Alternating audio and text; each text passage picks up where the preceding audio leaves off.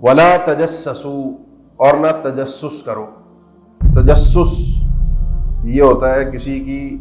To میں لگنا، کسی کے عیب تلاش کرنا، فلانا کیا کر رہا ہے، اس کے گھر میں کون آ رہا ہے، کون جا رہا ہے، کس سے بات کر رہا ہے، کس کا میسج آیا ہے، کہاں سے کما رہا ہے، اس کے پاس گاڑی کہاں سے آ گئی، اس نے گھر چینج کہاں سے کر لیا، یا یہ کاروبار کہاں سے کر رہا ہے۔ کہاں سے کر رہا ہے، اس کی مرضی، جہاں سے بھی کرے، میں کوئی اللہ خدا تھوڑی ہوں کہ میں اس کے اوپر حاکم بن کے بیٹھ۔ تو یہ کسی کی ٹو میں لگنا، کسی کے عیب تلاش کرنا حرام ہے۔ آپ اپنے کام سے کام رکھیں۔ من حسن اسلام المرء ترکہ ما لا یعنی،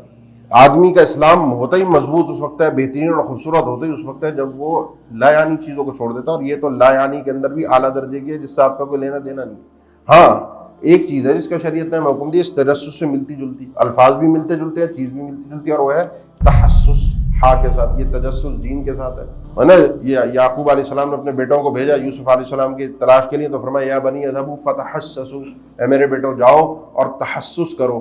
یوسف کا۔ تحسس بھی یہ ہے کہ چھپی ہوئی چیزیں تلاش کرنا، جو راز ہیں یا پیچھے خفیہ باتیں ہیں ان کو تلاش کرنا، لیکن خیر کی نیت سے اور خیر والی چیزیں۔ اور تجسس ہے بری نیت سے اور بری چیزیں۔ مثال کے طور پہ آپ کا پڑوسی ہے، اس کے گھر سے کوئی آواز نہیں آئی آپ کو سارا دن، اس کے گھر میں بچے تھے، سب کچھ تھا، چہل پہل تھی، یا کھانا پکتا تھا، ڈیلی آپ کے گھر خوشبو آتی تھی، مثال میں ایک دے رہا ہوں، آج نہیں آئی۔ اب آپ ٹو میں نہ لگ جائیں کہ کیوں جی کیوں نہیں آئی، کیا ہے باہر سے کھانا منگا کے کھایا انہوں نے، تو باہر گئے ہوئے، تو سفر پہ گئے ہوئے، گھومنے گئے ہوئے۔ تحسس کیا ہے؟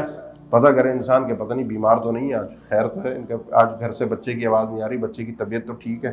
خیر کی نیت سے اگر ان کو کوئی ضرورت ہے، کوئی گھر میں کوئی معاملہ ہے تو میں ان کو خیر پہنچاؤں، ان کے بچے کی طبیعت خراب ہے میں ان کا ساتھ دوں، گھر پہ اگر کھانے کے لیے کچھ نہیں ہے تو ہم کھانا لا کر دے دیں، نہیں نا؟ ایک ہی طرح کے کام ہیں، لیکن ایک اور نیت سے اور ایک اور نیت سے شریعت نے کہا یہ کام کرو اور اس کام سے بچ جاؤ۔ تجسس، کسی کی ٹو میں لگنا، کہاں پہ کیا ہو رہا ہے کیا نہیں ہو رہا، کون کیا کر رہا ہے، کہاں جا رہا ہے، کہاں سے آ رہا ہے، کیا ہو رہا ہے، یہ کچھ لوگوں کی زندگی کا مشغلہ ہوتا ہے اور ان کی زندگی اسی چیزوں کے اندر غرق ہو کے ختم ہو جاتی ہے۔